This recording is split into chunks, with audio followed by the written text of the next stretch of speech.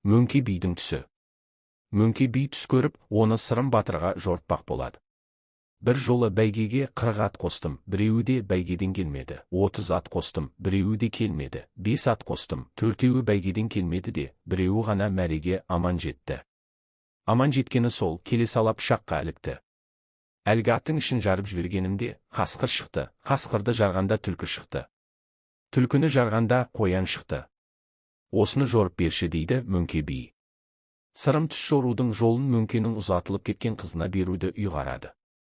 Қыз түстің жайын білген соң Сырымға: түсті жездеңе жортпа, жиеніңе жортпа, әйелге жортпа деген сөз бар еді. Сонда да айтайын дейді. Түс адал түс, қияли түс, шайтани түс деп үшке бөлінеді. Мұны қай түске жатқызарымды білмеймін, бірақ оның шешуі мынадай: 40 ат дегеніміз мұсылманның 40 парызы орындалмай қалатын заман болады екен.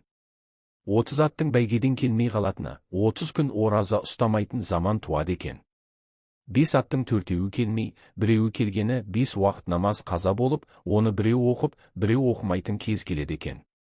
Қасқырдың шыққаны кісінікін тартып алып, ұрлап жейтін зорлықшылар заманының туатыны шығар. Түлкі шыққаны алдаушы мен арбаушы көбейетін, түлкідей бұлаңдаған заманның күтіп тұрғаны шығар. Қоян шыққаны ұрпақ үрейленіп өсетін, көлеңкесінен қорқып жүретін заман болар деп жорып беріпті. Осыны айтып болғаннан кейін Мөңке бидің қызы: маған түс жортқандарыңыз қате болды. Күндердің күнінде әйел билеген заман келеді. Ол заманда әйелден ұят кетеді, еркектен намыс қашады. Менің 3 рет шақырғанда зорға келуімнің сыры осында еді депті.